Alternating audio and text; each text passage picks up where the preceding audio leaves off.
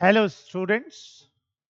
आज के इस क्लास में मैं ए.के. पांडे आप सबका स्वागत करता हूं। बिहार सरकार ने एक नया पद सृजन किया है, एईडीओ का, असिस्टेंट एजुकेशन डेवलपमेंट ऑफिसर, सहायक शिक्षा विकास पदाधिकारी का।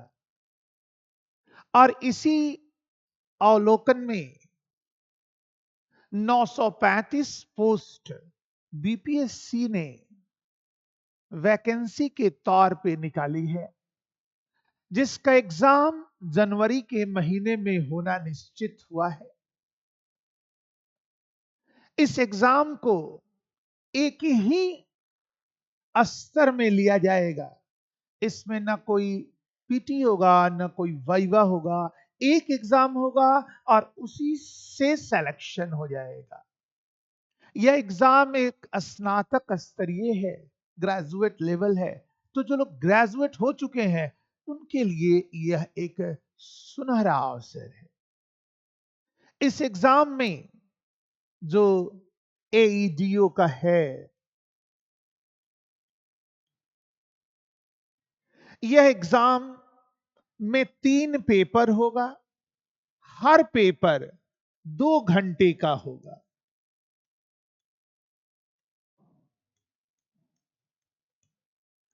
जितना पेपर है ये सारा का सारा 2-2 घंटे का होगा। फर्स्ट पेपर में हिंदी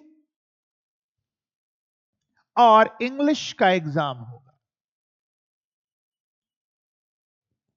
दूसरे पेपर में जीएस का एग्जाम होगा और तीसरा में एप्टीट्यूड टेस्ट होगा, जिसमें मैथ्स और रीजनिंग के क्वेश्चंस पूछे जाएंगे। ये जो पहला पेपर है इसमें हिंदी से 70 क्वेश्चंस होंगे और इंग्लिश से 30 क्वेश्चंस होंगे। यह एक क्वालिफाइंग नेचर का होगा। इसमें इस 70 में भी 30% मार्क्स लाना होगा। 70 का 30% मतलब 7 या 21, यानी क्वालिफाई करने के लिए 21 से ऊपर मार्क्स होना चाहिए। और इंग्लिश में भी आपको 30% मार्क्स लाना होगा, यानी 9 नंबर से ऊपर इंग्लिश में आना चाहिए। तो आप इसको क्वालिफाई कर जाएंगे। मुख्य स्कोरिंग सब्जेक्ट हमारा ये 2 होगा, जो 100-100 मार्क्स का है। 100-100 क्वेश्चंस इसमें पूछे जाएंगे। इस 100-100 क्वेश्चंस के एग्जाम में 100 क्वेश्चन जीएस का होगा और 100 क्वेश्चन में मैथ्स और रीजनिंग के क्वेश्चंस होंगे।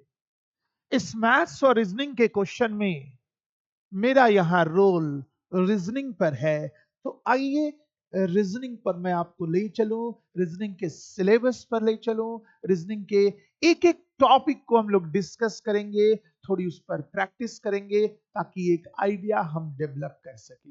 तो एक जान पहचान रीजनिंग के उस सिलेबस का जो हमारे कॉम्पिटिटिव एग्जाम्स में पूछा जाएगा। वैसे रीजनिंग के कई पोर्शंस होते जो उसमें देखने से, सिलेबस को देखने से यही अंदाजा लगता है। उसमें लॉजिकल भी हो सकता है, क्रिटिकल भी हो सकता है, मैथमेटिकल भी हो सकता है, वर्बल भी हो सकता है, नॉन वर्बल भी हो सकता है। तो इन सब को मिला करके मैंने एक रीजनिंग का सिलेबस क्रिएट किया है ताकि आपको उससे परिचय कराया जा सके। तो आओ मैं एप्टीट्यूड टेस्ट के रीजनिंग के सिलेबस पर आपको ले चलो।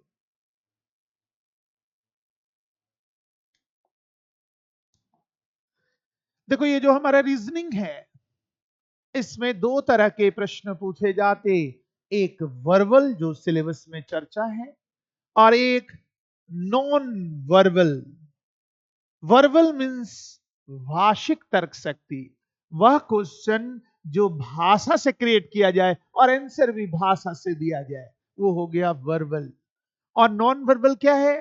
तो वह क्वेश्चन जो चित्रात्मक हो, चित्र से पूछा जाए और चित्र से ही आंसर दिया जाए, जिसमें भाषा का योगदान नहीं हो, तो ऐसे प्रश्नों को हम लोग नॉन वर्बल कहते हैं। तो रीजनिंग के दो तरह के प्रश्न पूछे जाएंगे, एक वर्बल और एक नॉन वर्बल। तो चलो सबसे पहले मैं वर्बल के सिलेबस पर आपको ले चलूं।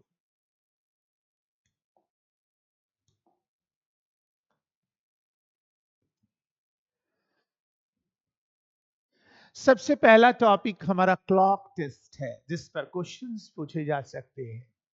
कहेगा एक घड़ी में 12:25 35 सेकंड हो रहा है, यदि दर्पण में देखे तो कितना बज रहा होगा। आपसे क्वेश्चन पूछेगा एक घड़ी में 10:10 हो रहा है, घंटा और मिनट की सुइयों के बीच कितने डिग्री का कोण होगा। आपसे क्वेश्चन पूछ सकता है एक घड़ी में 6 बजे के जस्ट बाद कितने बजे घंटा और मिनट की सुइयों के बीच 100 डिग्री का कोण होगा।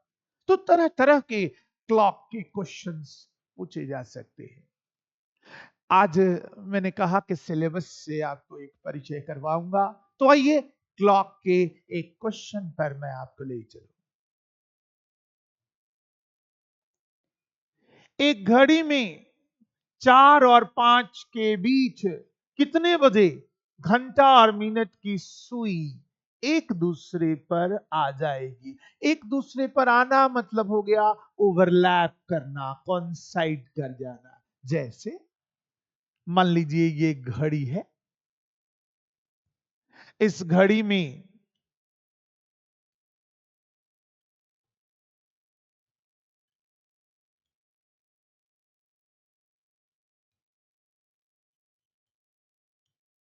ये 12, ये 3, ये 6 और ये 9।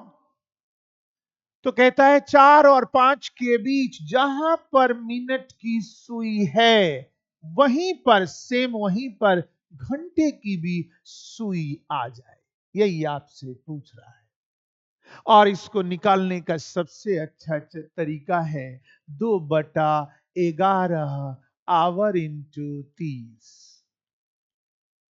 जब आए, जब ओवरलैप की कहानी आए, तो 2/11 आवर इंटू 30।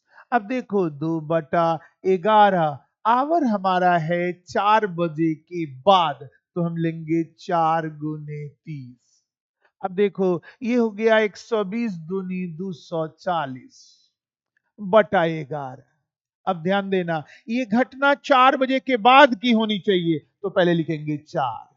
अब इसको डिवाइड करेंगे, 11 दूनी 22, बच गया 2 और 0 20, 11 × 1 = 11, 9/11, यानी 4:21.9/11 में घंटा और मिनट की सुई ओवरलैप कर जाएगी, एक दूसरे पर आ जाएगी।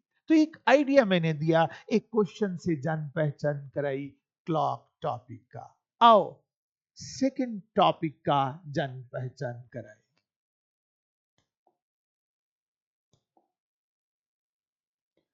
हमारा दूसरा टॉपिक है डाइस टेस्ट, जिसको हम लोग कहते हैं पासा परीक्षण। आपने लूडो खेला होगा। लूडो में एक छक्का का प्रयोग किया जाता है। वो छक्का 3D होता है, 3 डायमेंशन का होता है।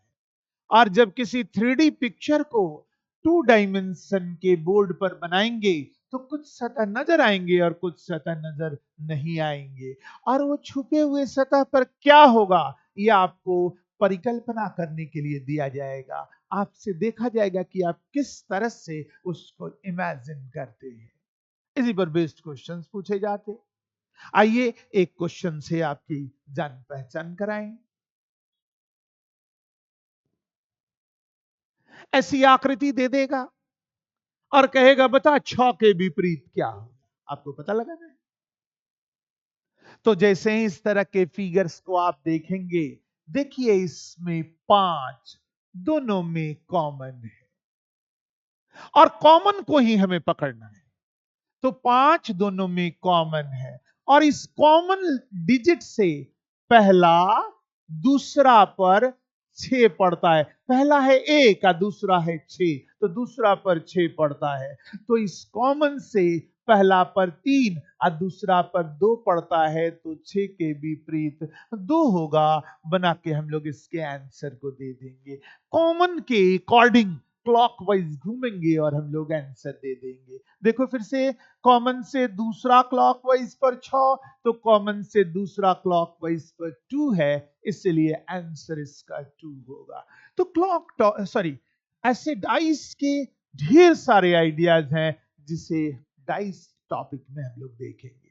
देखिए अगला टॉपिक क्या कहता है।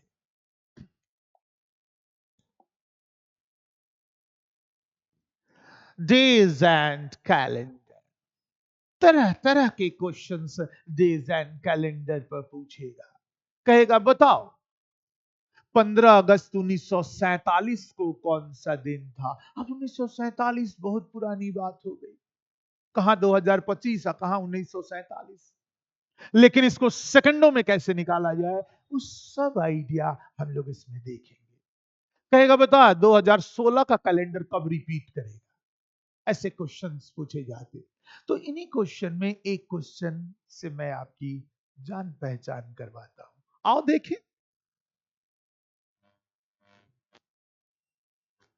2023 का कैलेंडर पुनः किस वर्ष में दोहराया जाएगा। जैसे ही 2023 के बारे में कह रहा है तो आप 2023 लिखेंगे और इसमें 6 जोड़ देंगे +6, तो ये हो गया 2029। अब आपको क्या करना है, 2023 से 2029 के बीच देखना है कि कितने लीप ईयर है। अगर एक लीप ईयर इनके बीच होगा तो 6 साल पर कैलेंडर रिपीट करेगा, और अगर 2 लीप ईयर इनके बीच होगा तो 11 साल पर कैलेंडर रिपीट करेगा। जब 2023 से 2029 को हमने देखा तो एक लीप ईयर 2024 में आएगा और एक लीप ईयर 2028 में आएगा, तो दो दो लीप ईयर इनके बीच में है। इसलिए हम लोग 2023 में 11 जोड़ेंगे और 11 जोड़ेंगे तो ये 2034 आ जाएगा, यानी 2023 का कैलेंडर 2034 में रिपीट करेगा, और इस तरह से हम लोग कंक्लूजन दे देंगे। तो इन सब आइडियाज से आपको नवाजा जाएगा। टॉपिक का नाम है डेज एंड कैलेंडर। आओ देखिए अगला टॉपिक क्या है।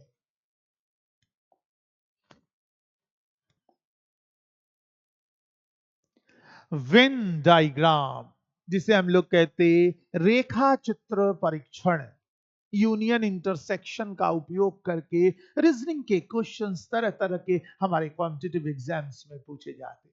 तो वेन डायग्राम एक इंपॉर्टेंट मॉडल इसमें होगा। क्वेश्चन निश्चित रूप से रहता है मैक्सिमम कॉम्पिटिटिव एग्जाम्स में। एक क्वेश्चन जान पहचान के लिए मैं लेकर के आया हूं, आओ इससे जान पहचान करें। कहता है निम्नलिखित में कौन डॉक्टर, नर्स तथा स्त्री को दर्शाता है। इन डायग्राम्स में से हमें ढूंढना है। अब देखो, डॉक्टर, नर्स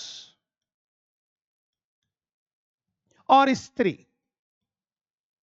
थोड़ा देखना, सभी डॉक्टर नर्स हैं या कुछ डॉक्टर नर्स है या कोई डॉक्टर नर्स नहीं। तो डॉक्टर कभी नर्स नहीं होता, इसलिए नो हो गया। आज जब कोई डॉक्टर नर्स नहीं तो कोई नर्स भी डॉक्टर नहीं। अब देखो, सभी नर्सें स्त्री होती या कुछ नर्स स्त्री होती या कोई नर्स स्त्री नहीं होती, 3 दृष्टिकोण से देखना होता है।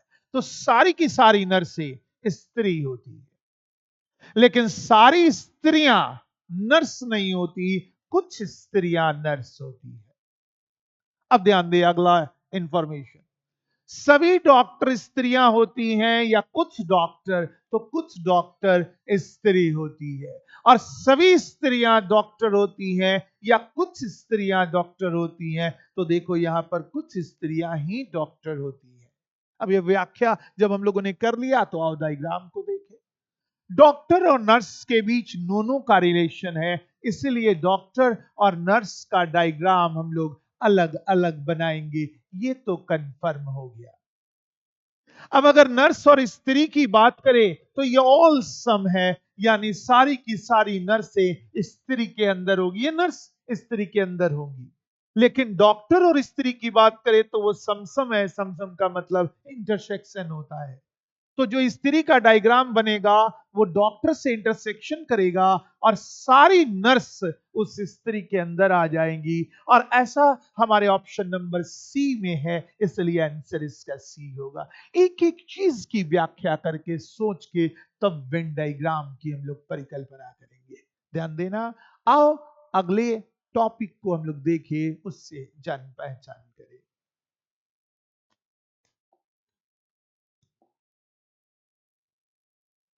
Ranking test. क्वेश्चन कहेगा एक निश्चित कतार में मोहन लेफ्ट से 20वां और सोहन राइट से 25वां है। उन दोनों के बीच में 10 व्यक्ति हैं, तो कतार के कुल व्यक्तियों की संख्या ज्ञात करें। ऐसे क्वेश्चंस पूछे जाते रैंकिंग टॉपिक में। तो आओ रैंकिंग के एक क्वेश्चन से तुम्हारी जान पहचान करवाओ।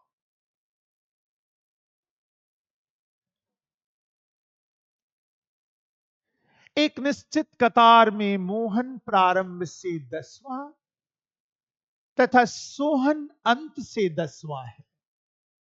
मोहन और सोहन पड़ोसी है, अगल बगल में एक दूसरे के आसपास में है।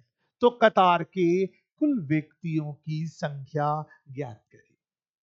अब देखो, मोहन लेफ्ट से, प्रारंभ से, मोहन प्रारंभ से 10वां और सोहन अंत से 10वां। ये दोनों पड़ोसी है, अगल बगल में खड़ा है। अगल बगल में खड़ा है, इसका अर्थ हुआ कि इसके बीच में एक भी आदमी नहीं है, 0 आदमी है। और ऐसा स्ट्रक्चर जब हम लोग पढ़ेंगे तो सीखेंगे। ऐसा स्ट्रक्चर जब भी आता है तो दो कंडीशन बनता है। एक बनेगा left plus right minus middle plus 2 बराबर टोटल, और दूसरा बनेगा left plus right plus middle बराबर टोटल। तो ये हो गया 10 प्लस 10 माइनस 0 प्लस 2। और जब हम लोग इसको माइनस करेंगे तो ये 18 होगा, और दूसरा होगा 10 प्लस 10 प्लस 0।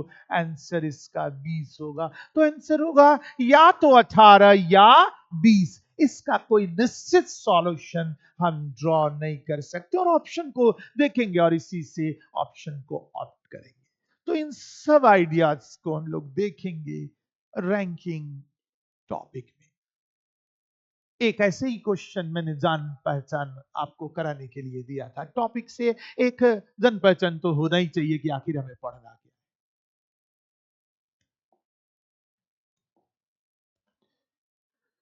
अगला टॉपिक है हमारा अल्फाबेट टेस्ट का। अल्फाबेट टेस्ट में तरह तरह के क्वेश्चंस पूछे जाते। जब आप जाएंगे उसमें तो यूजुअल ऑर्डर मिलेगा, रिवर्स ऑर्डर मिलेगा, फर्स्ट हाफ रिवर्स होगा, सेकंड हाफ होगा, बोथ हाफ होगा, वेरिएबल होगा, मिक्स्ड ऑर्डर होगा, इंटरचेंज बेस्ड होगा। तरह तरह के मॉडल्स हमारे कॉम्पिटिटिव एग्जाम्स में इस पर पूछे गए। आइए एक क्वेश्चन से मैं आपको जान पहचान करवाऊं।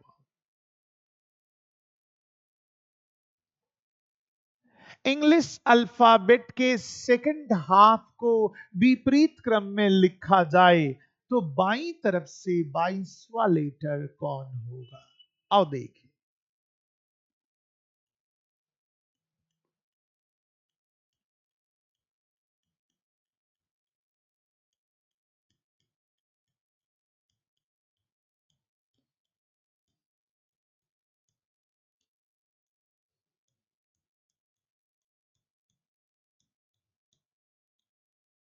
कहता है इंग्लिश अल्फाबेट के सेकंड हाफ को उलट दिया जाए।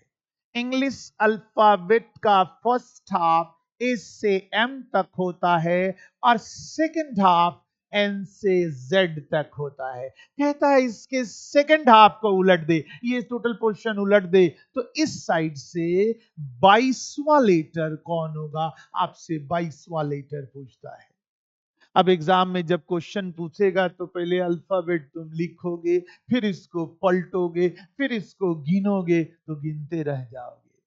और रूल क्या कहता है, अगर आपके पास टेक्निक है तो हम लोग 40 में से जब सेकंड हाफ उलट की बात आए तो 40 में से 22 माइनस करेंगे, आएगा 18। 18वां नंबर पर आर होता है, इसलिए आंसर इसका आर हो जाएगा। ऐसे गिनेंगे तो बहुत वक्त लगेगा, और वक्त ही तो हमें बचाना है। तो हम लोग वो सारे टेक्निक सीखेंगे जो अल्फाबेट के लिए इंपॉर्टेंट है।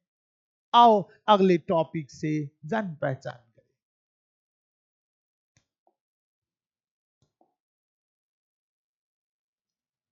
Succeeding preceding. सक्सीडिंग प्रीसीडिंग आगे तथा पीछे पर आधार बना के क्वेश्चंस पूछे जाते।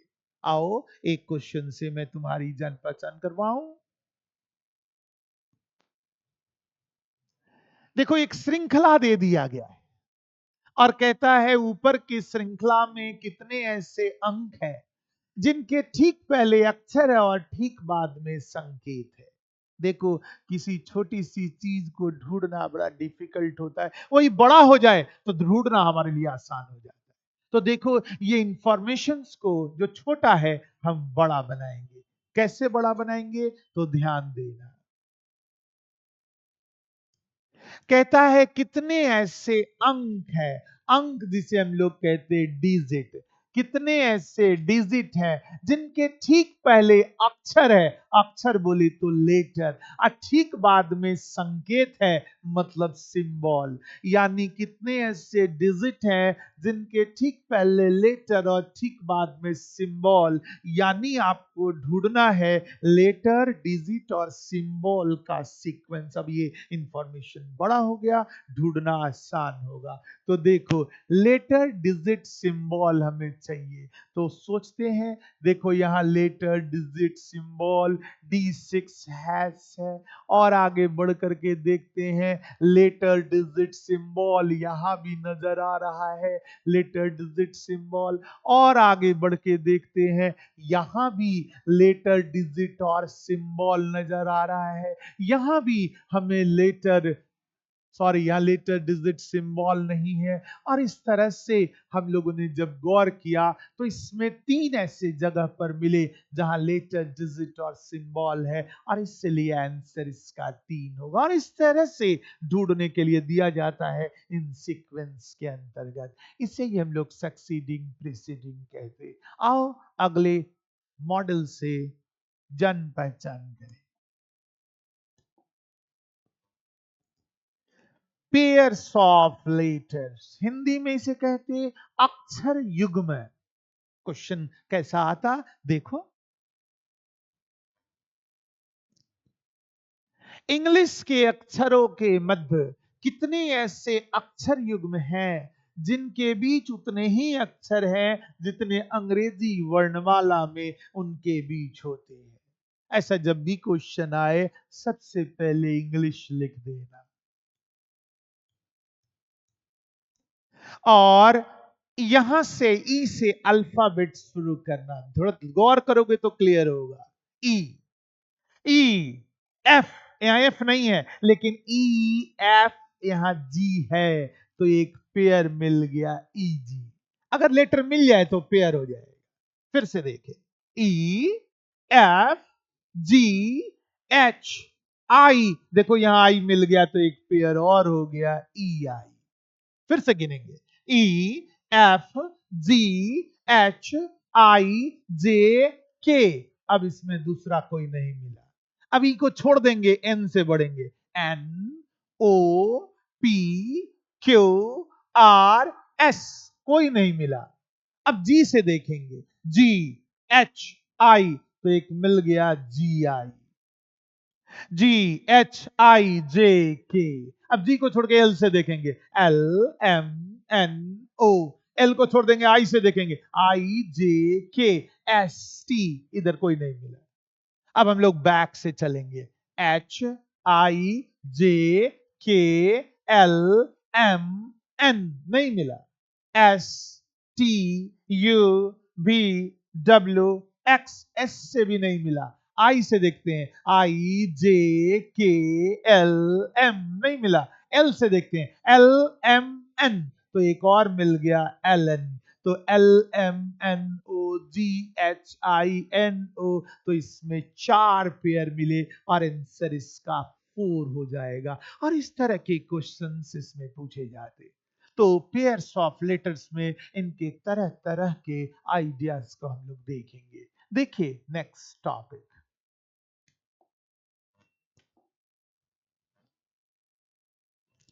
Letter classification. सब एग्जाम में एक क्वेश्चन इस पर जरूर आता। क्या है भाई लेटर क्लासिफिकेशन? एक क्वेश्चन से जान पहचान। निम्नलिखित में से कौन एक भिन्न है, तुम्हें ढूंढना है कि अलग इनमें कौन है, डिफरेंट कौन है। तो ध्यान देना, AEIOU में डिफरेंट ढूंढना है। तो ध्यान देना, अगर दर्पण में हम ए को देखें तो सेम नजर आएगा, आई को दर्पण में देखे तो सेम, ओ को देखे तो सेम, यू को देखे तो सेम, लेकिन ई को दर्पण में देखेंगे तो वो उल्टा नजर आएगा, और इसलिए आंसर इसका बी होगा। मिरर इमेज पर बेस्ड ये क्लासिफिकेशन का क्वेश्चन था। तो देखेंगे उन बहुत सारे मॉडल्स को जो क्लासिफिकेशन में हमारे कॉम्पिटिटिव एग्जाम्स में पूछे गए। देखिए अगला टॉपिक कौन सा है,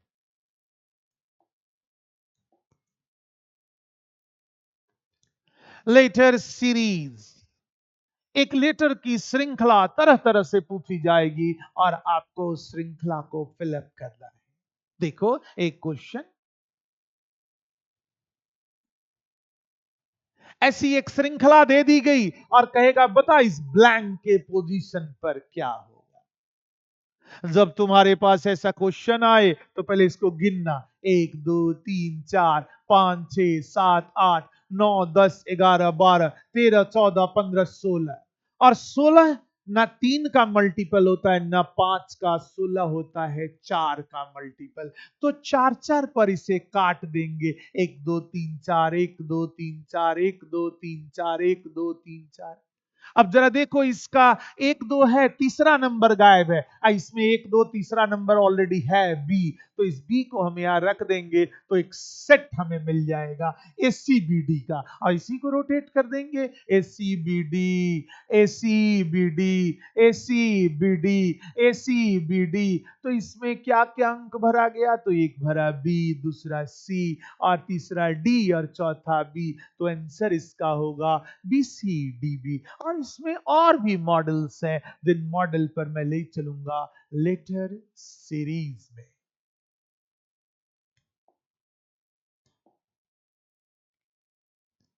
मीनिंगफुल वर्ड, आपसे कहेगा किस तरह का क्वेश्चन, कुछ लेटर्स देगा और कहेगा उससे वर्ड बनाओ। एक क्वेश्चन कहता है एलिफेंट के तीसरे, सातवें तथा आठवें अक्षर को मिलाकर यदि कोई अर्थपूर्ण शब्द बने तो उसका पहला अक्षर उत्तर दे। एक से अधिक शब्द बने तो उत्तर डब्ल्यू होगा, और शब्द नहीं बने तो उत्तर एक्स दे। अब देखो इस एलिफेंट का तीसरा लेटर ई है, और सातवां लेटर एन है, और आठवां लेटर टी है, और ENT से एक बनेगा टेन, और दूसरा बनेगा, देखते से लगेगा नेट। और चूंकि दो वर्ड बनेगा तो यहां दिया है कि यदि एक से अधिक शब्द बने तो आंसर डब्ल्यू दे, सो आंसर इसका डब्ल्यू होगा। इनके क्या आइडियाज हैं आखिर, ये रीजनिंग में क्यों पूछता है, इसको तो इंग्लिश में पूछना चाहिए, तो रीजनिंग में क्यों पूछता है, क्या लॉजिक है इसके पीछे, इन सब को जानेंगे हम लोग मीनिंगफुल वर्ड के अंतर्गत। देखिए अगला टॉपिक कौन सा है, कोडिंग डिकोडिंग। 99% कॉम्पिटिटिव एग्जाम्स में कोडिंग डिकोडिंग के क्वेश्चंस पूछे जाते हैं। जब कोडिंग डिकोडिंग में हम लोग जाएंगे तो लेटर को लेटर से कोड करना सीखेंगे, लेटर को डिजिट से कोड करना सीखेंगे, लेटर को सिंबल से कोड करना, और वो सारे क्वेश्चन जो हमारे कॉम्पिटिटिव एग्जाम में मॉडल आते उनकी समीक्षा करेंगे। एक क्वेश्चन जान पहचान के लिए, यदि किसी सांकेतिक भाषा में कैट को 12 कहा जाए और ग्लोब को 23 कहा जाए तो इकोनॉमिक्स को क्या कहेंगे? कैट,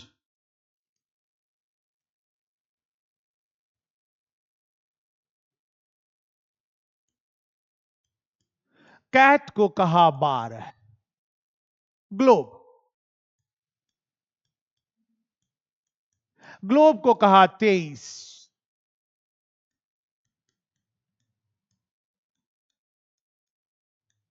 इकोनॉमिक्स को कहता है कि क्या कहेंगे?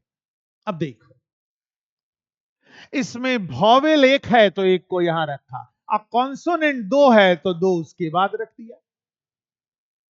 इसमें वॉवेल दो है, ओ और ई, तो पहले रखा। अब कॉन्सोनेंट तीन है तो उसके बाद रख दिया। इसमें वॉवेल एक दो तीन और चार है तो रख दिया, और कॉन्सोनेंट इसमें गिनेंगे तो पांच होगा, और इसलिए इसका कोड 45 होगा। 45 हम लोग इसके आंसर को दे देंगे। तो कोडिंग डिकोडिंग के उन मॉडल्स पर मैं ले चलूंगा जो हमारे कॉम्पिटिटिव एग्जाम की जरूरत है। आओ देखें अगला टॉपिक क्या कहता है।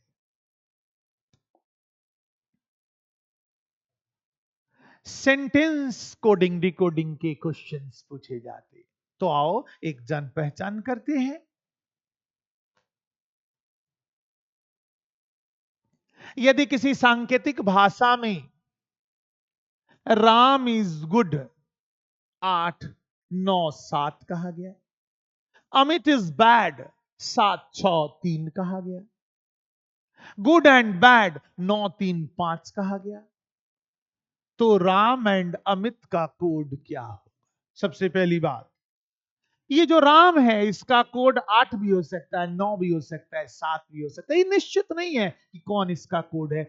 इसमें इज का कोड कौन होगा नहीं पता, इसमें गुड का हम नहीं जानते, इसमें अमित इज बैड में कौन डिजिट किसका कोड होगा हम नहीं जानते, और हमें राम एंड अमित का कोड निकालना है।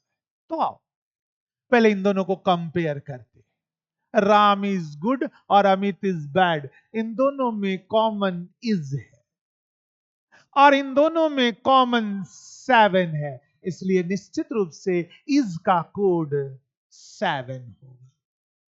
अब जरा से इन दोनों की समीक्षा करें। इसमें बैड और बैड दोनों में कॉमन है। देखो मैंने रेक्टेंगल से इसको घेर दिया, तो इन दोनों के कोड को जब देखे तो दोनों में 3 और 3 कॉमन है, इसलिए बैड का कोड 3 होगा। ये भी कंफर्म हो गया। अब देखो इन दोनों की अब समीक्षा करें तो राम इज गुड और गुड एंड बैड में गुड कॉमन है। देखो मैंने ट्रायंगल से इसको घेर दिया गुड को, और जब हम लोगों ने इन दोनों के कोड की समीक्षा की तो दोनों में 9 कॉमन था, तो इसका मतलब गुड का कोड 9 होगा। अब हमसे पूछता है राम एंड अमित, देखो राम बचा हुआ है तो उसका कोड 8 होगा। ध्यान देना, एंड यहां भी बचा हुआ है तो यहां 5 बचा है तो ये 5 हो गया, और अमित यहां भी क्लियर है और इसका कोड तो 856 इसका कोड होगा। 856 हम लोग आंसर देंगे। तो सेंटेंस को कोड करके क्वेश्चंस पूछता है, इस पर समीक्षा करेंगे। अगला टॉपिक देखिए कौन सा है।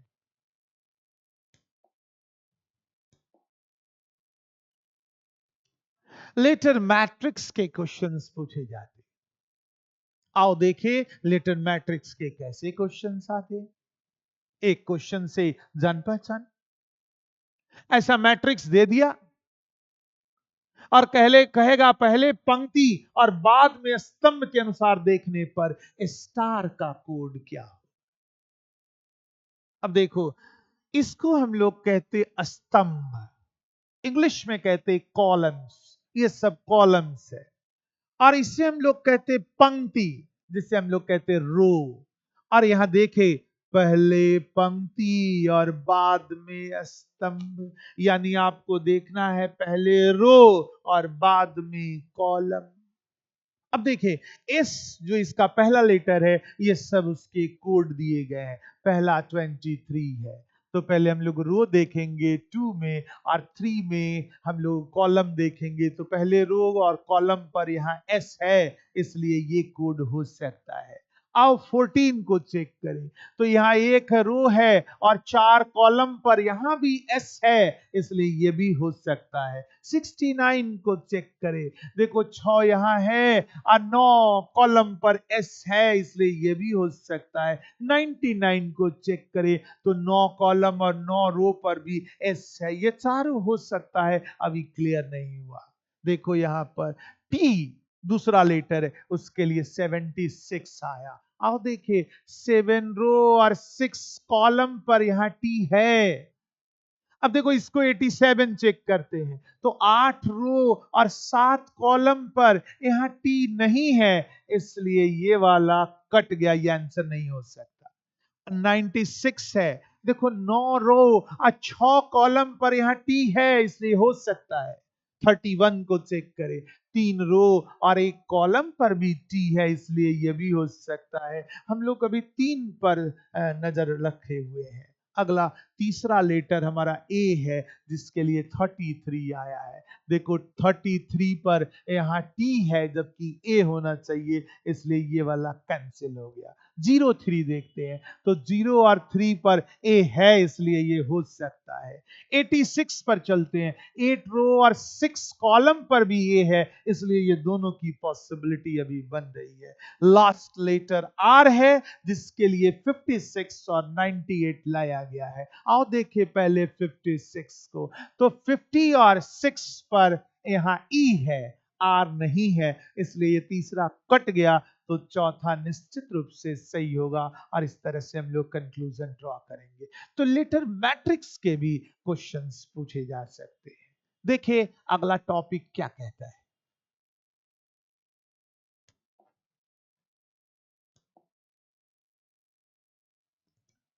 Digit matrix question digit matrix से पूछे जा सकते हैं।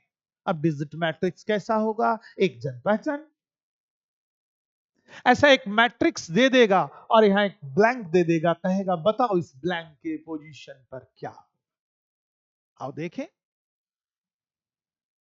5 का स्क्वायर 25 होता है और 3 का स्क्वायर 9 होता है। इन दोनों को अगर हम लोग ऐड कर दे, तो ये 34 आ जाए।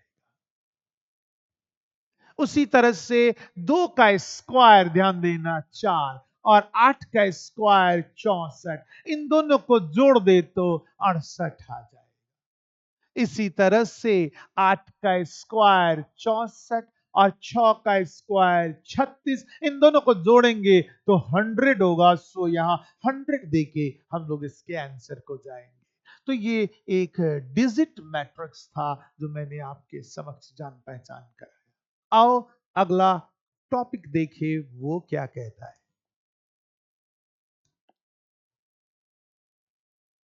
Direction test, east west north south, पूरब पश्चिम उत्तर दक्षिण को ध्यान में रख करके क्वेश्चंस पूछता है। अब इसमें तो तरह तरह के मॉडल्स होते, आओ एक मॉडल से जान पहचान कराओ।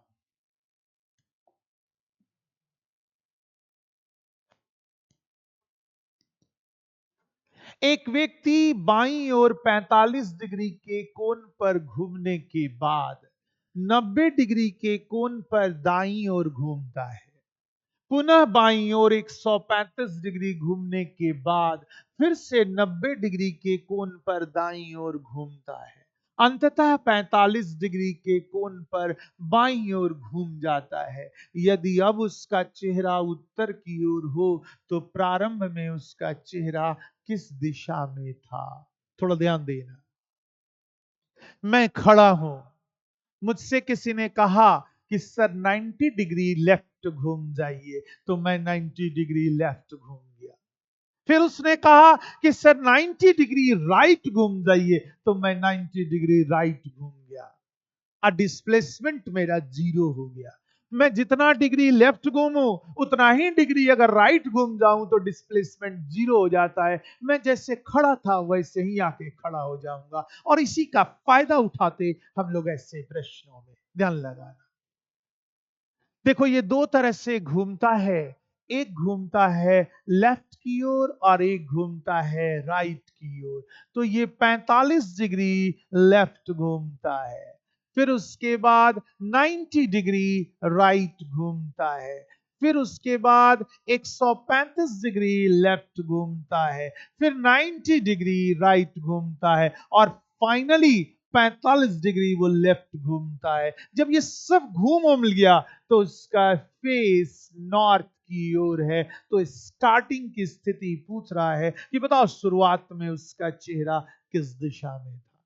तो देखेंगे ये 45 और 135 जोड़ेंगे तो 180 हो जाएगा, और ये 90 और 90 जोड़ेंगे तो 180। 180 लेफ्ट 180 राइट को निरस्त कर देगा, समाप्त कर देगा। अब 45 डिग्री हमारे पास लेफ्ट बचा।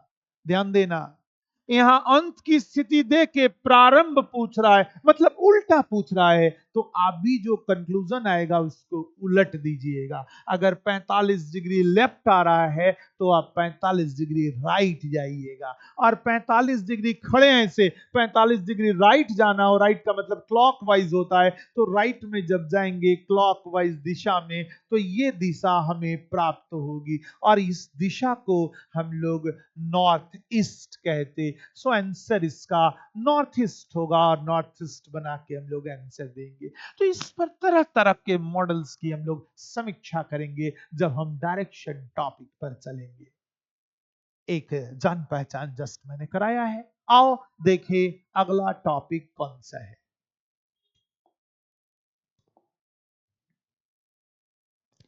टीम सिलेक्शन, समूह चयन। देखो रीजनिंग का मतलब होता है पजल, और पजल का मतलब होता है रीजनिंग। रीजनिंग में तरह तरह के पजल्स पूछे जाते हैं। मेरे सिलेबस में कहीं पजल्स नहीं है, क्योंकि मैंने पजल को उसके नेचर के अनुसार छोटे छोटे टॉपिक्स में बांट दिया है, ताकि आप उसको आसानी से समझ सके। और उसी में एक मॉडल है टीम सिलेक्शन। आओ एक क्वेश्चन से मैं रूबरू करवाऊं तुम्हें। 7 व्यक्ति A B C D E F तथा जी में से 4 व्यक्तियों के एक समूह का चयन करें, जिनमें ए तथा बी एक साथ रहेंगे, सी तथा डी एक साथ नहीं रहेंगे, ई और एफ एक साथ रहेंगे, बी और सी एक साथ नहीं रहेंगे, सी और डी एक साथ नहीं रहेंगे, ए और एफ एक साथ नहीं रहेंगे। बहुत सारे इंफॉर्मेशंस दिए गए, और आपको 4 का टीम सेलेक्ट करना है। एक एक पजल पर 5-5 क्वेश्चन पूछा जा सकता है, इसलिए कमांड तो जरूर करना। अब देखो, हमें टीम बनाना है 4 आदमी का। आज जब 4 का बनाएंगे तो एक स्वतः दूसरा टीम 3 का बनेगा, क्योंकि टोटल आदमी 7 हैं। जब 4 का बनाएंगे तो एक दूसरा टीम अपने आप 3 का क्रिएट हो जाएगा। शर्तें क्या कहती हैं जरा सुनो। ए और बी एक साथ रहेंगे, तो ए और बी के बाद ओब्लिक का निशान दे देना। इसका मतलब जो भी टीम होगा ए और बी एक ही साथ रहेगा। सी और डी एक साथ नहीं रहेंगे, तो सी ओब्लिक डी लिखना, मतलब जिस टीम में सी होगा दूसरा में डी होगा, जिसमें डी होगा उसके अलग में सी होगा। सी और डी के बीच में दीवार हमने खड़ी कर दी। ई और एफ एक साथ रहेंगे, तो ई और एफ को ओब्लिक के एक तरफ रखेंगे। अगला कहता है बी और सी एक साथ नहीं रहेंगे, तो बी और सी को अलग अलग कर दिया। अगला कहता है जी और डी एक साथ नहीं रहेंगे, तो जी ओब्लिक डी कर दिया। अगला कहता है ए और एफ एक साथ नहीं रहेंगे, तो ए ओब्लिक एफ कह दिया। रीजनिंग क्या कहता है कि रिलेटेड इंफॉर्मेशन को जोड़ दो, तो चलो जोड़ते हैं। कहता है बी के साथ सी नहीं रहेगा, इसको काट दिया, क्योंकि इधर बी है तो इसके उल्टे साइड में सी को रख देंगे। बी और सी अलग अलग टीम में रहता है, इसलिए उसको अलग अलग कर दिया। जहां सी रहता है उसके साथ डी नहीं रहता है, तो इसको काट दिया, क्योंकि सी इस साइड में है तो डी हमारा इस साइड में आ जाएगा। डी कभी भी जी के साथ नहीं रहता, इसको काट दिया, इधर डी है तो हम इधर जी को रखेंगे, क्योंकि डी के साथ जी नहीं रहता। अब ध्यान देना, जहां ए रहता है उसका उल्टा में एफ रहता है, इसको काट दिया, इधर ए है तो उसके उल्टा में एफ को रखेंगे। एफ ऑलवेज ई का दोस्त है, इसलिए जिधर एफ बैठेगा उधर ही ई रहेगा। और यही ना चार का टीम हमें बनाना था, और इस पर 5-5 क्वेश्चंस एग्जाम में पूछे जाएंगे, और हम लोग इस तरह से उसके आंसर को निकालेंगे। नोट करिए इसे।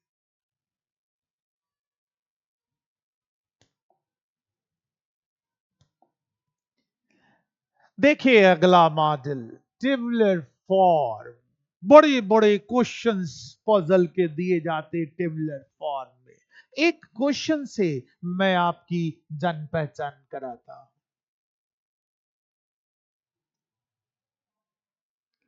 5 लड़कियां ए बी सी डी तथा ई के कपड़ों के रंग अलग अलग है, रेड, पिंक, येलो, ब्लू तथा ग्रीन।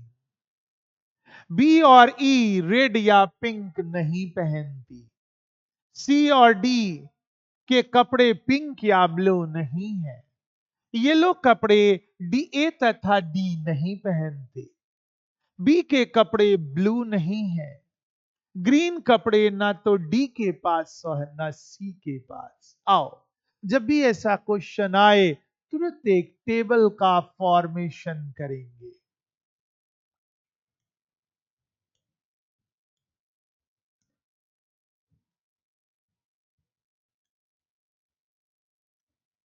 ऐसा एक टेबल बना दें। अब देखो, इस साइड में नाम रख देंगे उन 5 लड़कियों का, ए बी सी डी और ई। और ऊपर में उनके कैरेक्टर यानी कपड़ों के रंग रख देंगे। इधर रेड है, पिंक है, येलो है, ब्लू है और ग्रीन है। अब इंफॉर्मेशन को इस टेबल में अटैच कर देंगे। बी तथा ई रेड या पिंक नहीं पहनते, तो ये बी और ई का रेड भी कैंसिल, पिंक भी कैंसिल, रेड भी कैंसिल, पिंक भी। बी और ई दोनों के पास रेड और पिंक नहीं था। सी और डी के कपड़े पिंक या ब्लू नहीं है, ये दोनों सी डी है, ना तो इनका कपड़ा पिंक है और ना ही इनका कपड़ा ब्लू है, तो पिंक और ब्लू कैंसिल कर दिया। येलो कपड़े डी या ए नहीं पहनती हैं, तो ये येलो है, ना तो डी के पास है ना ए के पास है।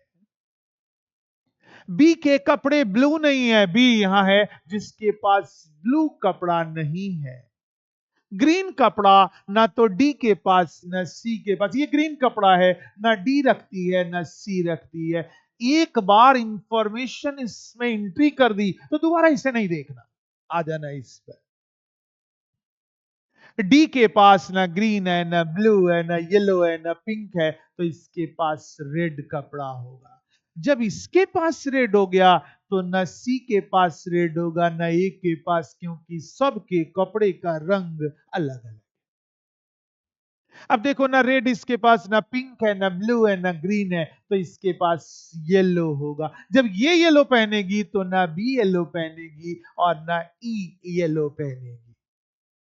अब देखो, ना इसका रेड है ना पिंक है ना येलो है ना ब्लू है, तो बी के पास ग्रीन कपड़ा होगा। जब बी ग्रीन पहनेगी तो ना ए ग्रीन पहनेगी ना ई ग्रीन पहनेगी।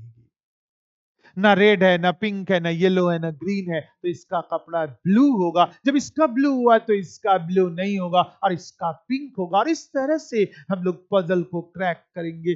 5-5 क्वेश्चन एक एक पजल पर आ सकता है, इसलिए एक इंपॉर्टेंट रोल इसका हो। तो आइए नेक्स्ट मॉडल से आपकी जान पहचान करवाओ।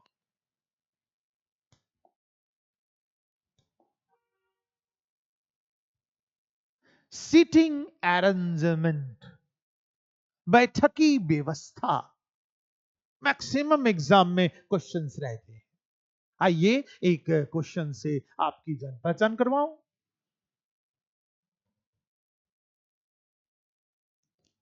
8 व्यक्ति A B C D E F G तथा एच एक आयताकार टेबल के चारों ओर बैठे हैं। बड़ी भुजाओं पर 3-3 व्यक्ति तथा छोटी भुजाओं पर एक एक व्यक्ति है।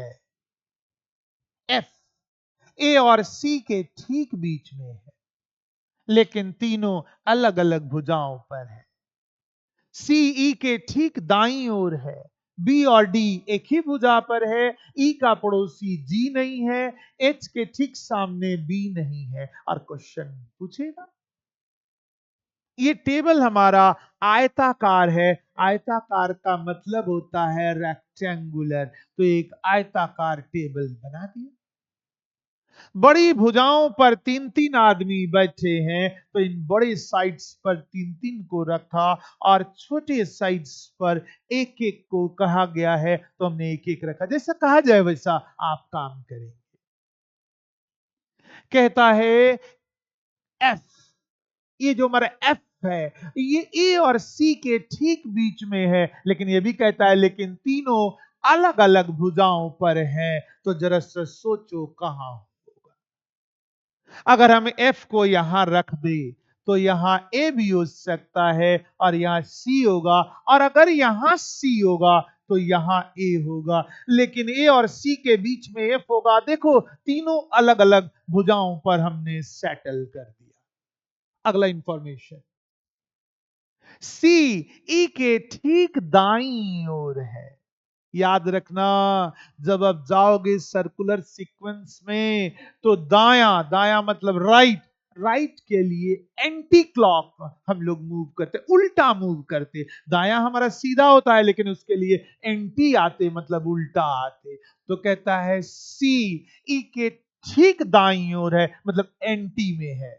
तो यहां ई को रखेंगे तो हम ना इसके एंटी में, एंटी क्लॉक में यहां सी होगा। जब यहां सी होगा तो ए नहीं होगा, और यहां सी हो गया तो यहां सी नहीं, यहां ए हो जाएगा। ये सब सेट होता जा रहा है। बी और डी एक ही भुजा पर है। अब कौन सा जगह है जहां बी और डी को एक ही साइड पर रखे, तो यही एक जगह है। यहां बी होगा तो यहां डी होगा, और यहां डी होगा तो यहां बी। कहां बी कहां डी ये क्लियर नहीं है, लेकिन एक ही भुजा पर है ये कंफर्म है, इसलिए इसी पर रखेंगे हम लोग।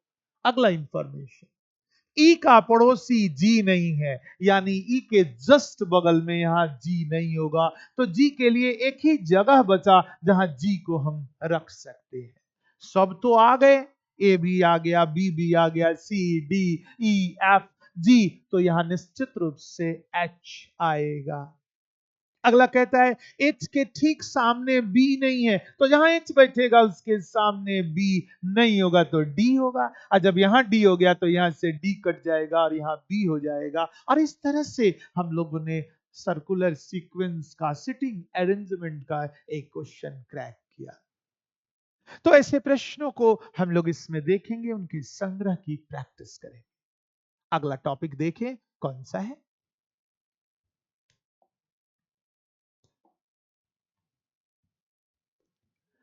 फ्लो चार्ट, ये पजल्स का एक मॉडल है। आओ फ्लो चार्ट पर एक क्वेश्चन से तुम्हारी जान पहचान कराऊं। 7 व्यक्ति A B C D E F तथा जी एक दूसरे को सूचना देते हैं तथा एक दूसरे से सूचना प्राप्त भी करते हैं। ए बी को सूचना देता है और सी से सूचना प्राप्त भी करता है।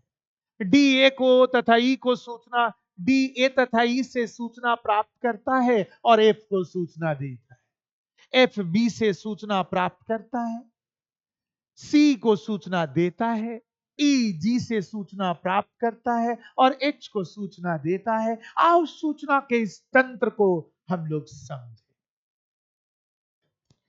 ए बी को सूचना देता है, कोई ए है जो बी को सूचना देता है, तो एक फ्लो बनना चाहिए बी की तरफ। ए सूचना बी को देता है और ये सी से सूचना लेता है, तो सी से फ्लो ए की तरफ और ए से फ्लो बी की तरफ होगा।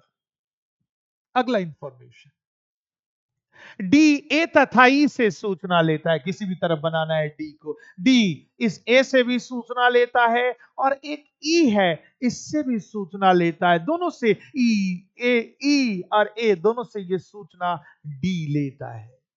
और ये डी, ध्यान देना, एफ को सूचना देता है, तो इस डी ने सूचना भेज दिया एफ को। आप एरो किसी भी तरफ खींच सकते हैं, फ्लो का जस्ट क्रिएशन होना चाहिए। एफ बी से सूचना प्राप्त करता है, ये एफ इस बी से सूचना प्राप्त करता है और ये एफ इस सी को सूचना देता है, तो एक फ्लो एफ से सी पर आना चाहिए। अब कहता है ई जी से सूचना, ये ई हमारा जी से सूचना लेता है और एच को सूचना देता है। सूचना तंत्र का टोटल इंफॉर्मेशन हम लोगों ने क्लियर कर दिया। अब क्वेश्चन पूछेगा आपको कि किसे सूचना दे तो सब को सूचना मिल जाए। अब देखो, तुम एच को सूचना दोगे तो सूचना रुक जाएगा, क्योंकि वो किसी को देता ही नहीं है। अगर डी को सूचना दोगे तो डी एफ को दे देगा, एफ सी को दे देगा, सी ए को देगा, ए डी को देगा, ए बी को देगा, फिर एफ को आएगा और इधर ही घूमते रह जाएगा, इधर नहीं मिलेगा। लेकिन अगर तुम जी को सूचना दोगे तो जी ई को भी देगा और ई एच को भी देगा और डी को भी देगा, डी एफ को देगा, एफ सी को, सी ए को और ए बी को, और सभी सूचना प्राप्त कर लेंगे। और ऐसे 4-5 क्वेश्चंस पूछे जाते। तो फ्लो चार्ट में ऐसे प्रश्नों के मॉडल्स को हम लोग देखेंगे। आइए नए टॉपिक से जान पहचान करें।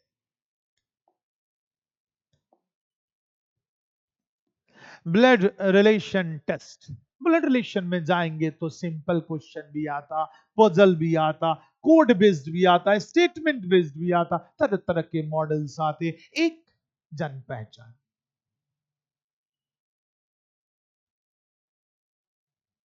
ए प्लस बी का अर्थ है ए बी का भाई है, ए माइनस बी का अर्थ है ए बी की पत्नी है, और ए हैश बी का अर्थ है ए बी का पुत्र है।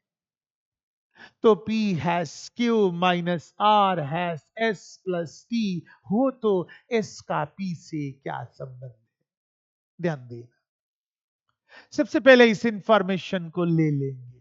P हैश Q, यहां देखिए A हैश B का अर्थ है ए बी का पुत्र है, तो P हैश Q का मतलब हुआ P बेटा है, पुत्र है, पुत्र का मतलब हो गया, यहां लिख दिया, पुत्र है किसका, सॉरी,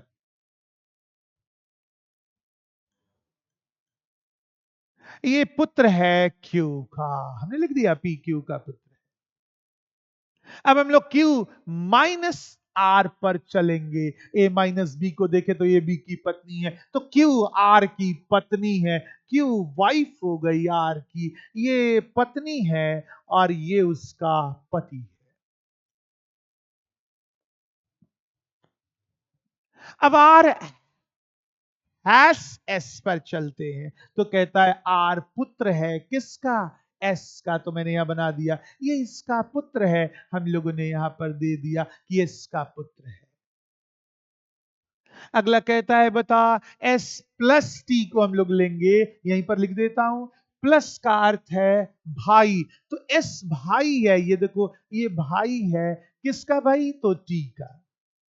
अब देखो ये दोनों पति पत्नी है और पति पत्नी का ये पुत्र है और इसका ये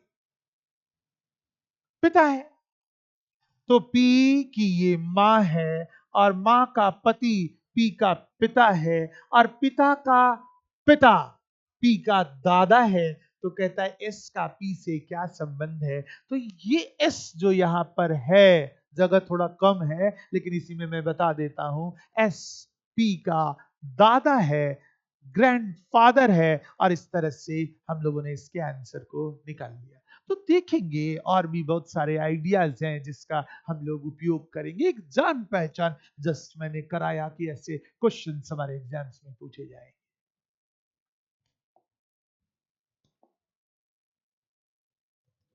क्यूब टेस्ट कहेगा एक क्यूब है जिसके दो विपरीत सतह को रेड से, दो को ग्रीन से, एक को येलो से, एक को ब्लू से रंग दिया गया और 343 छोटे छोटे क्यूब्स में काट दिया गया। तो कितने ऐसे छोटे क्यूब मिलेंगे जिसका एक सतह रेड और एक सतह व्हाइट होगा, आपको गिन के निकालना। तो खैर, एक क्वेश्चन से मैं जान पहचान कराता हूं। देखो, एक घन जिसकी प्रत्येक भुजा 5 इंच की है, उसके सभी सतह को लाल से रंगने के बाद 1 इंच वाले छोटे छोटे घन में काट दिया गया। कितने ऐसे छोटे घन प्राप्त होंगे जिनका कोई भी सतह लाल नहीं होगा? और देखो यहां पर इसको काटा गया है 5-5 इंच में। ओके, तो फॉर्मूला कहता है n-2 का, जिसका कोई भी कलर पेंट नहीं किया गया हो, फॉर्मूला कहता है n-2 का होल क्यूब। जहां n का वैल्यू 5 है, तो 5 में से 2 गया, उसका होल क्यूब। इसको माइनस करेंगे तो 3 आएगा, 3 का होल क्यूब 27 होगा। यानी 27 ऐसे क्यूब होंगे जिनका कोई भी सतह पेंटेड नहीं होगा, रेड नहीं होगा। तो ऐसे मॉडल्स पर मैं आपको ले चलूंगा क्यूब टेस्ट के अंतर्गत। देखिए अगला टॉपिक,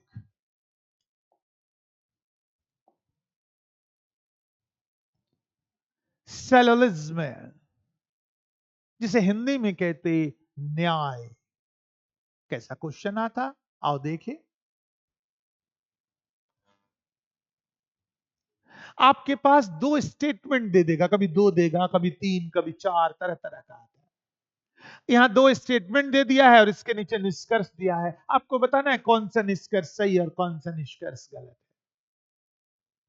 देखो, ये पहला भी सभी से सही होता है और दूसरा भी सभी से सही होता है, और सभी सभी रहता है तो ये जो मेन कंक्लूजन इसका आएगा वो सभी में होता है। यानी सभी बिल्ली चूहे हैं, और सभी बिल्ली चूहे पहला नंबर है, इसलिए ये सही है।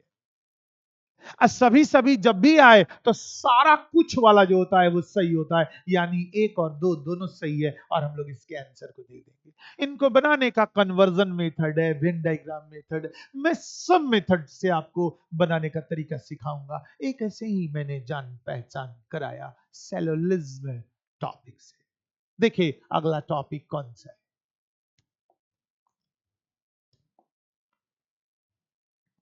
एजम्पशन, हिंदी में से कहते पूर्वधारणा। अब पूर्वधारणा क्या है? तो जब भी हम लोग स्टेटमेंट कोई कहते हैं, कोई बात बोलते हैं, तो उस बात के पीछे बोलने से पहले कुछ सोचते हैं। तो स्टेटमेंट देने वाला आदमी क्या सोच के उस बात को कहा, उसको जान लेना एजम्पशन कहलाता है। लोग नहीं कहता है ओ क्या सोच के बोला है, तो जो सोचेगा वही एजम्पशन है। तो आइए एक क्वेश्चन से आपकी जान पहचान कराऊं।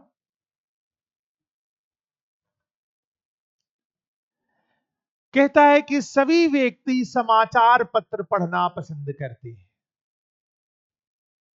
अब ये आदमी जो स्टेटमेंट दिया है, क्या सोच के दिया है? 2 इसमें दिया हुआ है, पहला पूर्व धारणा और दूसरा पूर्व धारणा। पहला में कहता है समाचार पत्र पढ़ने के लिए होता है, और दूसरा कहता है लोग पढ़े लिखे होंगे। आपको पता लगाना है कौन सा पूर्व धारणा सही और कौन सा पूर्व धारणा गलत है।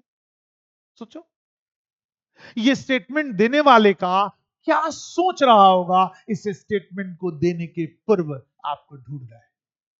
तो देखो, कहता है सभी व्यक्ति समाचार पत्र पढ़ना पसंद करते हैं। तो भाई क्यों पसंद करते हैं? इसलिए नहीं पसंद करते हैं कि समाचार पत्र पढ़ने के लिए होता है। पढ़ना एक अस्पष्ट शब्द है। पढ़ना का मतलब कहानी पढ़ना भी होता है, और पढ़ना का मतलब एबीसीडी पढ़ना भी होता है। तो इस पढ़ने के लिए लोग समाचार पत्र नहीं पढ़ते। समाचार पत्र इसलिए पढ़ते हैं क्योंकि वो देश दुनिया की जानकारी से अवगत होना चाहते हैं, न्यूज को लेना चाहते हैं, इसलिए समाचार पत्र पढ़ते हैं। इस पढ़ना का मतलब न्यूज पढ़ना भी हो सकता है, और इस पढ़ना का मतलब कहानी पढ़ना भी हो सकता है। तो समाचार पत्र कहानी पढ़ने के लिए होता है, ये गलत होगा। लेकिन समाचार पत्र समाचार पढ़ने के लिए होता है, ये सही होगा।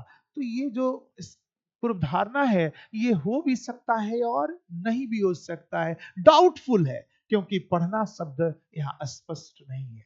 इसलिए डाउटफुल एजम्पशन को एजम्पशन की श्रेणी में नहीं रखते, इसलिए ये रॉन्ग। दूसरा नंबर, कहता है सभी व्यक्ति समाचार पत्र पढ़ना पसंद करते हैं। सोचो, जो लोग समाचार पत्र पढ़ना पसंद करते हैं वो लोग पढ़े लिखे हैं। ऐसा नहीं है। अनपढ़ भी सोच सकता है काश मैं पढ़ा लिखा होता तो समाचार पत्र पढ़ता।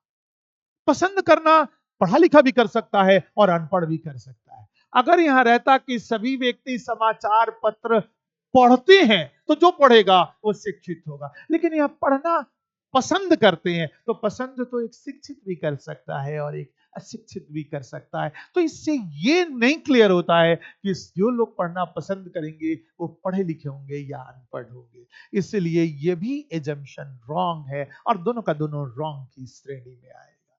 तो एजम्पशन टॉपिक में हम लोग इसकी व्याख्या करेंगे, इनको समझने का प्रयास करेंगे। देखिए अगला टॉपिक कौन सा है?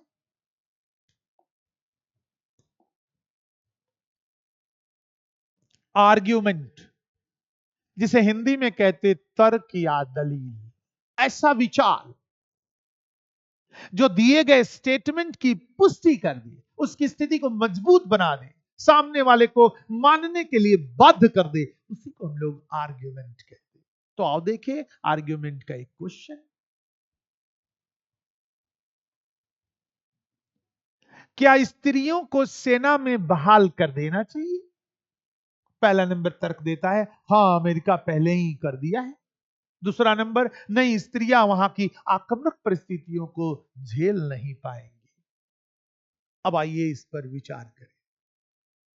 पहला नंबर, किसी भी तर्क में तुलना नहीं चलता।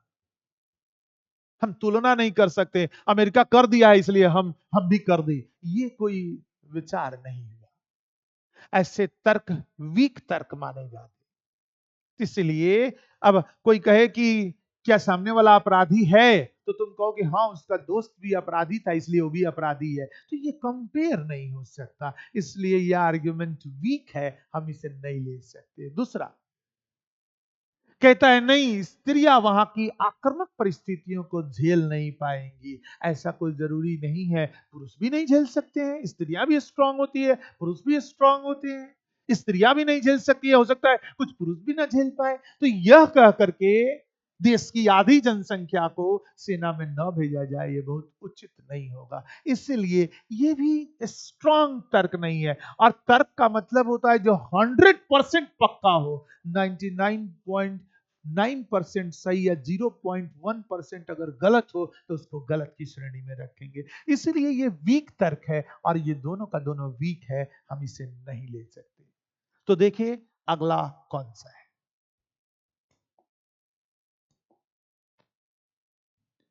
कंक्लूजन, जिसे हिंदी में कहते हैं निष्कर्ष। किसी स्टेटमेंट में से विद इन स्टेटमेंट निष्कर्ष निकालना, स्टेटमेंट के दायरे से एक अर्थ निकालना, जिसे हम लोग निष्कर्ष करते हैं। एक क्वेश्चन से उससे जान पहचान करते हैं। जहां तक साक्षरता की दर का प्रश्न है, बिहार और केरल में कोई फर्क नहीं, परंतु बेरोजगार जनसंख्या के प्रतिशत के मामले में वो एक दूसरे से आगे है। अब कौन किससे आगे सोचो। पहला निष्कर्ष, बिहार में साक्षरता दर केरल से अधिक है। दूसरा नंबर, केरल में बेरोजगार जनसंख्या बिहार से अधिक है। बिहार से अधिक है, सोचो।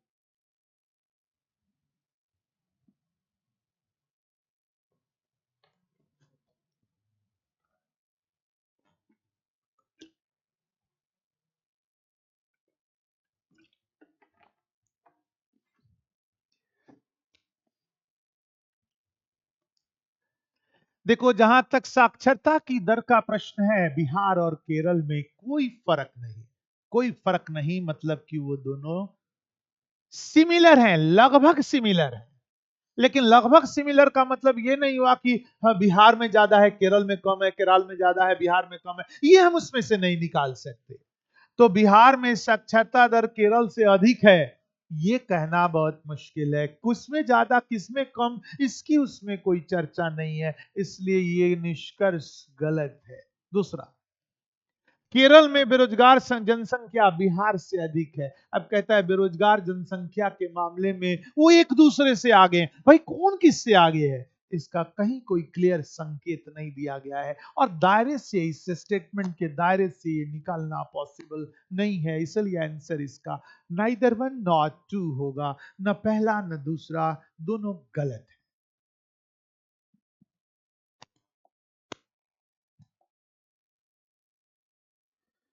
कोर्स ऑफ एक्शन, जिसे हिंदी में कहते कार्यवाही। आओ कार्यवाही के एक क्वेश्चन को देखें। आपकी यात्रा रेल से हो रही है, अचानक आपकी सहयात्री को दिल का दौरा पड़ जाता है, ऐसे में आप क्या करेंगे? उसको हार्ट अटैक हो गया, आपके बगल में बैठा हुआ आदमी, आप रेल से जा रहे हैं और हार्ट अटैक हो गया, आप क्या करेंगे? तो पहला एक्शन, अपनी सीट बदल देंगे। ये मानवता के खिलाफ है, ऐसा करना गलत होगा, ये गलत होगा। लोगों को पुकारेंगे, चिल्ला चिल्ला के बुलाएंगे, अपने सहायता नहीं करेंगे, लोग को हल्ला करके बुलाएंगे, ये भी सही नहीं है। अब बारी आई दो, डॉक्टर के पास ले जाएंगे, उसकी सहायता करेंगे। अब देखो यहां पर डॉक्टर के पास ले जाना यह भी उचित कार्यवाही है, और उसकी सहायता करना यह भी उचित कार्यवाही है। आपकी यात्रा रेल से चल रही है, तो आपको इसमें जज करना है कि इमीडिएट एक्शन कौन सा है। क्योंकि आप रेल से जा रहे हैं, तो इमीडिएट एक्शन होगा कि पहले आप सहायता करें, उसको इस लायक बनाए कि डॉक्टर के पास पहुंचाया जा सके। वो सेकंड लेवल का एक्शन हो गया, डॉक्टर के पास ले जाना। सो आंसर अगर इन दोनों में कंपेयर करें तो इमीडिएट एक्शन को हम लोग वरीयता देते हैं, और आंसर इसका डी होगा। डी हम लोग इसका आंसर देंगे। तो एक्शन में इन सब चीजों को हम लोग समझेंगे, इन्हें जज करेंगे।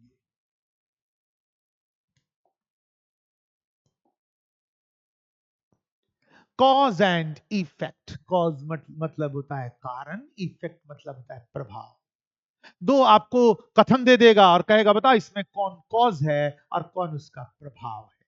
आओ देखिए एक क्वेश्चन। इस बार चुनाव में मोहन चुनाव जीत गए। मोहन चुनाव जीत गए। अब कॉज है कि इफेक्ट है, बाद में जज करेंगे। दूसरा पढ़ते हैं। यहाँ की जनता को मोहन पर विश्वास है कि वो इस क्षेत्र के विकास में पूरा सहयोग देंगे।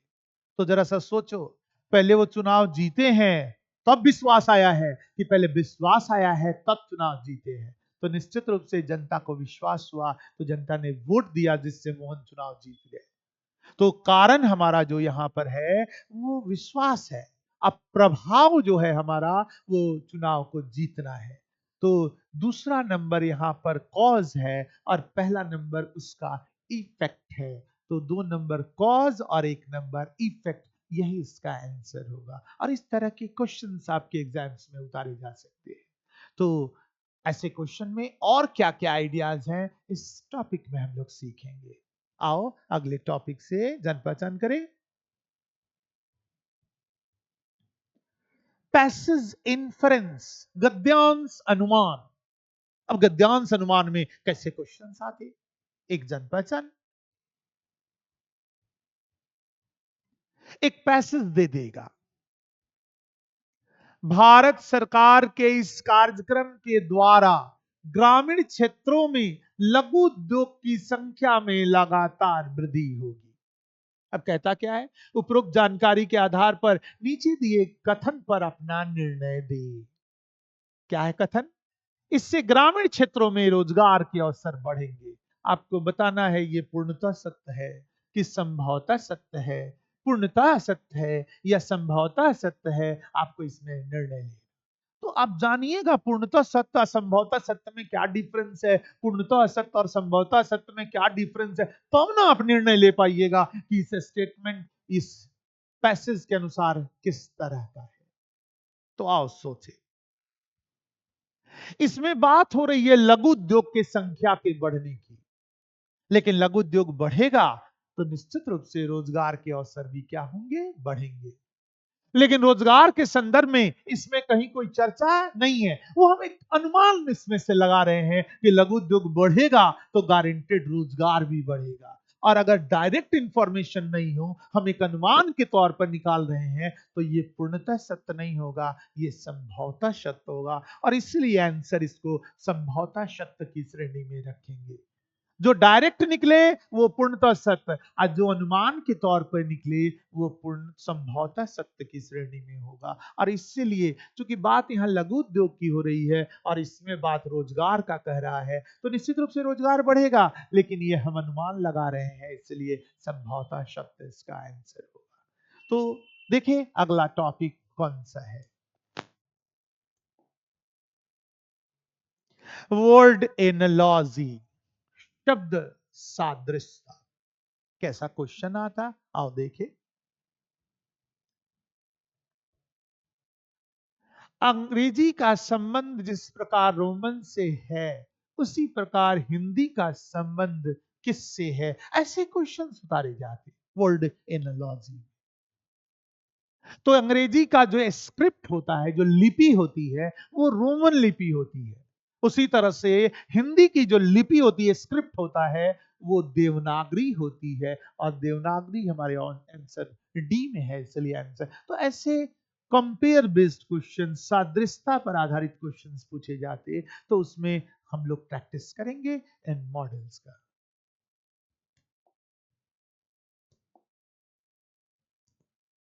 वर्ड क्लासिफिकेशन, शब्द वर्गीकरण, एक है क्वेश्चन से जान पहचान। कहेगा निम्नलिखित में कौन भिन्न है, कौन डिफरेंट है। पहला वृत्त, दूसरा अंडाकार, तीसरा वर्ग, और चौथा कोण। तो वृत्त भी एक क्लोज फिगर होता है, अंडाकार एक क्लोज फिगर है, बंद आकृति। वर्ग भी एक बंद आकृति है, लेकिन कोण बंद हो भी सकता है और नहीं भी हो सकता है। तो आंसर इसका डी होगा, और डी हम लोग इसके आंसर को दे देंगे। तो ऐसे वर्बल रीजनिंग के तरह तरह के मॉडल्स, लॉजिकल, क्रिटिकल, एनालिटिकल, तरह तरह के मॉडल्स हमारे एग्जाम्स में आते, जिनका हमने एक परिचय कराया, एक जान पहचान कराई। अब रीजनिंग का एक दूसरा पोर्शन है जिसे हम लोग कहते हैं नॉन वर्बल, चित्रों पर आधारित क्वेश्चंस। तो आओ एक जान पहचान करें, उससे हम लोग भेंट करें।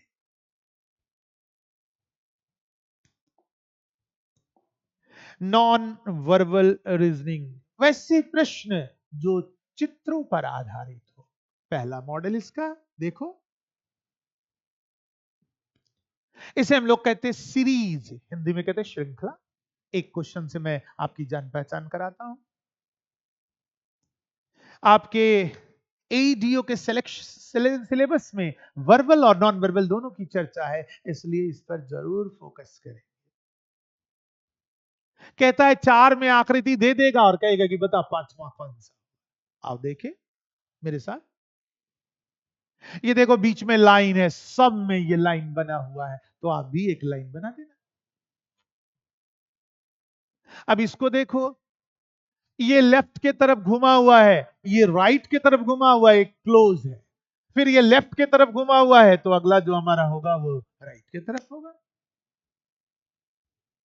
अब ये इस पोर्शन को देखे, ये ऊपर है, फिर नीचे है, ऊपर है, नीचे है, तो अगला ऊपर होगा। अब आइए इस ट्रायंगल को देखे, इसमें और इसमें सेम है, अगले में उलट गया, और इसमें और इसमें सेम है, तो अगले में ये उलट जाएगा। उसी क्रम को पकड़ेंगे और इस क्रम में यही इसका आंसर हो जाएगा, और इस तरह के कोई ऑप्शंस को देख के हम लोग इसके आंसर की समीक्षा कर देंगे। तो नॉन वर्बल में सीरीज में जब आता है तो सबको तोड़ तोड़ के अलग अलग देखा जाता। तो इन मॉडल्स को हम लोग देखेंगे सीरीज टॉपिक में।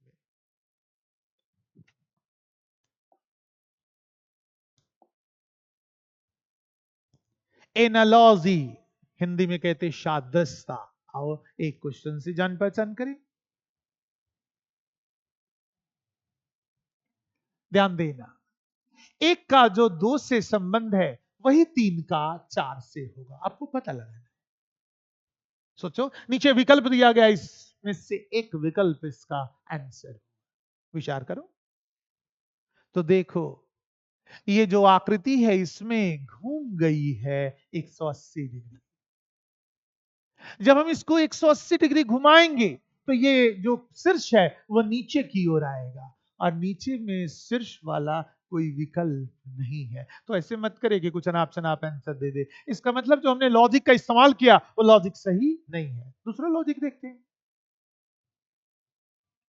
1 से 2 में देखो, ये आकृति यहां पर ऐसे पलटी है, देखो यहां पर इस तरह से पलट गई है। आज जब इसको भी हम उसी तरह से पलटेंगे जैसा उसमें पलटा है, पलटेंगे तो ये सेम आकृति बनेगी, और सेम आकृति ऑप्शन नंबर डी में है, इसलिए आंसर इसका डी होगा। तो क्वेश्चन थोड़ा ट्विस्ट करके पूछता है एनालॉजी में, जिसकी हम लोग समीक्षा करेंगे। आओ नेक्स्ट मॉडल को देखें।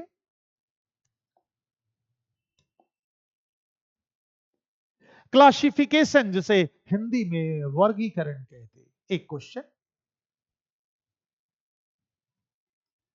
इन 5 में एक भिन्न है, तुम्हें ढूंढना है कौन भिन्न है, ए बी सी डी या ई। ढूंढो। तो देखो, इसमें ऊपर शीर्ष है, इसमें भी ऊपर शीर्ष है, इसमें भी शीर्ष है, इसमें भी शीर्ष है, लेकिन इसमें शीर्ष नहीं है, इसलिए आंसर इसका बी होगा, और हम लोग आंसर इसका बी दे देंगे।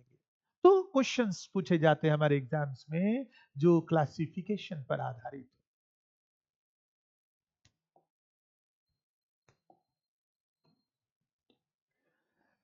काउंटिंग, कभी त्रिभुज गिनने के लिए आता, कभी चतुर्भुज गिनने के लिए आता, कभी वर्ग गिनने के लिए आता, कभी आयत गिनने के लिए आता। तरह तरह के इस पर काउंटिंग पर क्वेश्चन पूछते। एक क्वेश्चन से जान पहचान। सोचो,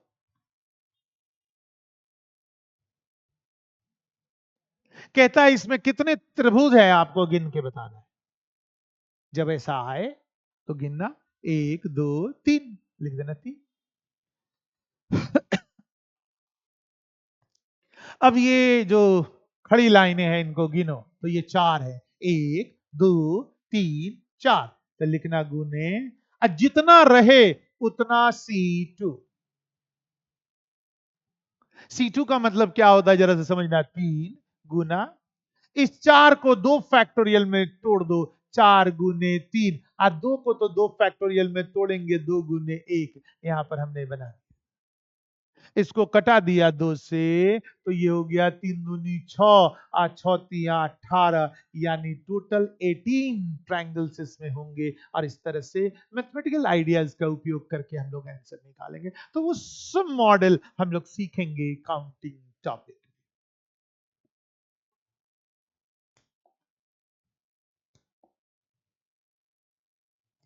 मिरर इमेज, मिरर इमेज पर क्वेश्चन आ रहा, दर्पण प्रतिबिंब, एक जान पहचान।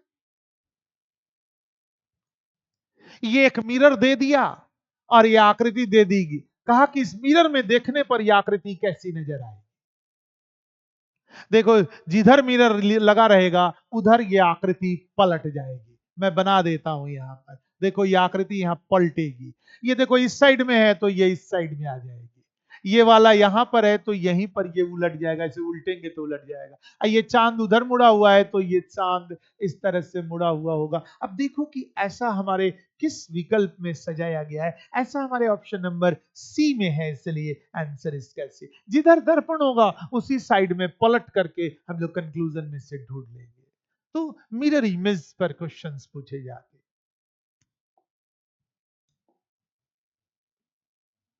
वाटर इमेज, दर्पण प्रतिबिंब, किसी प्रतिबिंब को खड़ा कर दो पानी के सामने तो कैसा नजर आएगा, तो पानी तो नीचे ही रहता है, दर्पण में जल प्रतिबिंब में वो हमेशा नीचे की ओर बनता है, तो नीचे की ओर बनेगा। एक क्वेश्चन इस पर देखते हैं। देखो, ये प्रतिबिंब है, जल प्रतिबिंब इसका देखना है, तो जब भी होगा वो नीचे की ओर होगा जल प्रतिबिंब। इसको जब हम लोग पलटेंगे ये नीचे की ओर आएगा, तो ये एरो नीचे की ओर आएगा तो ऊपर की ओर हो जाएगा। देखो ये ठीक सामने में पड़ा है, इसलिए आंसर इसका बी होगा। पलट करके एक इमेज समझ लो और आंसर दे दो इसका। तो ये हमारा हो गया जल प्रतिबिंब।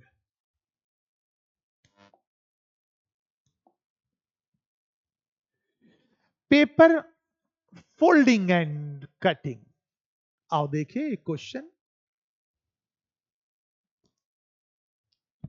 कहता है ये कागज का एक टुकड़ा पहले इसको ऐसे फोल्ड किया गया, फिर उसके बाद इसको ऊपर से नीचे फोल्ड किया गया और उसमें ऐसी आकृति कटिंग कर दी गई। खोलने पर कैसा होगा विकल्प दिया हुआ है। तुम तुरंत क्या करना, इस बड़े से टुकड़े पर वो आकृति बनाना। अब देखो पहले फोल्ड किया गया है लेफ्ट से राइट की ओर, अगर गलती से तुम उल्टा पलट दोगे तो सारे अर्थ अनर्थ हो जाएंगे। तो लेफ्ट वाला राइट पर गया, राइट वाला ऊपर से नीचे आया, यानी यही वाला बचा हुआ है जिसमें वो आकृति हमें क्रिएट कर देना है, उकेर देना है। अब जैसे जैसे फोल्ड बंद किया है वैसे वैसे खोलो। जब हम इसे खोलेंगे ऊपर की ओर तो यहां बनेगा और ये वाली आकृति पलट जाएगी। आज जब हम लोग इसको ऐसे खोलेंगे तो ये दोनों कोने वाला इस दोनों कोने पर आ जाएगा और ये आकृति यहां पर पलट जाएगी और इस तरह से हम लोग इसके आंसर को बना देंगे। ऐसे क्वेश्चंस में इसी तरह से देखे जाते हैं। ऐसा हमारे विकल्प संख्या सी में है, इसलिए आंसर इसका सी हो जाएगा। देखिए नेक्स्ट, डॉट प्रॉब्लम्स। आओ देखें डॉट प्रॉब्लम्स को, कैसा होता है डॉट प्रॉब्लम। ऐसी एक आकृति दे दी गई और इस आकृति के नीचे 4 विकल्प दिया गया है। आपको पता करना है कि ये डॉट का जो सेक्शन है वो किस में है, ये डॉट वाला सेक्शन किसके अंतर्गत है। तो देखो ये जो डॉट है वो ट्रायंगल, स्क्वायर और सर्किल तीनों का इंटरसेक्शन है। और ट्रायंगल, स्क्वायर और सर्किल तीनों का इंटरसेक्शन इसमें कहीं भी नहीं है। ट्रायंगल, स्क्वायर और सर्किल तीनों का इंटरसेक्शन इसमें नहीं है। इसमें भी तीनों का इंटरसेक्शन नहीं है, यहां तीनों का इंटरसेक्शन है, इसलिए आंसर इसका डी होगा। वो जो डॉट वाला सेक्शन है वो आपको अपने विकल्प में ढूंढना है। कभी एक डॉट वाला आता है, कभी 2 डॉट, कभी 3 डॉट, मैक्सिमम 3 डॉट के क्वेश्चंस पूछे जाते हैं। तो डॉट प्रॉब्लम्स में हम लोग इसकी समीक्षा करें।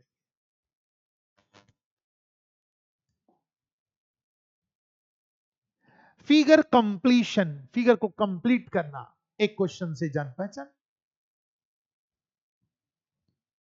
ऐसी एक आकृति दे दिया, एक सेक्शन ब्लैंक रखा है, पूछता है बताओ यहां पर क्या होगा, तुम्हें पता लगा। नीचे 4 विकल्प है, तो आपको क्या करना है, इस सेक्शन को कंप्लीट करना है। ये इसको पूरा करेंगे इस तरह से और ऐसा देखेंगे कि ये वाला सेक्शन, ये जो सेक्शन है वो किस में है। ऐसा हमारे ऑप्शन नंबर सी में है, इसलिए सी इसका आंसर है।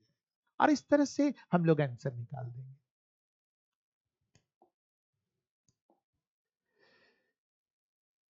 फिगर ग्रुपिंग, फिगर को ग्रुप करना।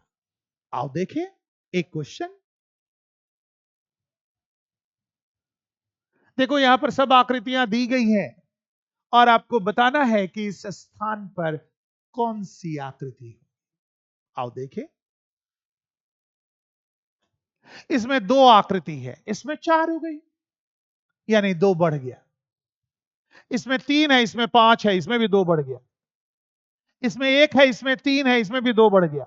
तो यहां भी 2 बढ़ा, यहां भी 2 बढ़ा, यहां भी 2 बढ़ा, ये लॉजिकल है। ये 4 है, ये 8 हो गया, ये 2 बढ़ा नहीं है, 2 गुना हो गया। तो इसमें 2 बढ़ गया, इसमें 2 गुना हो गया। इसमें भी 2 बढ़ा, देखो 5 का 2 गुना 10 हो गया, यहां 2 गुना हो गया। इसमें भी 2 बढ़ा और जब इसको 2 गुना करेंगे तो इसमें 6C होगा और 6C वाला हम लोग हैं। एक जो लॉजिक इसमें है वही लॉजिक इसमें और वही लॉजिक इसमें इस्तेमाल करके हम लोग इसके आंसर की समीक्षा करेंगे। तो आज हमने रीजनिंग के सिलेबस से आपकी जान पहचान कराई। मैंने उन सारे टॉपिक्स को आपके समक्ष उतारने का प्रयास किया, उनसे एक जान पहचान कराने का प्रयास किया जिसकी तैयारी एईडीओ के कॉम्पिटिटिव एग्जाम्स में करना चाहिए। तो आइए हमारे साथ हम लोग एक एक टॉपिक के एक एक मॉडल पर प्रैक्टिस कराएंगे ताकि क्वेश्चन एक भी जगह से कहीं से छूट ना पाए। तो आज के लिए इतना ही। जय हिंद, जय भारत।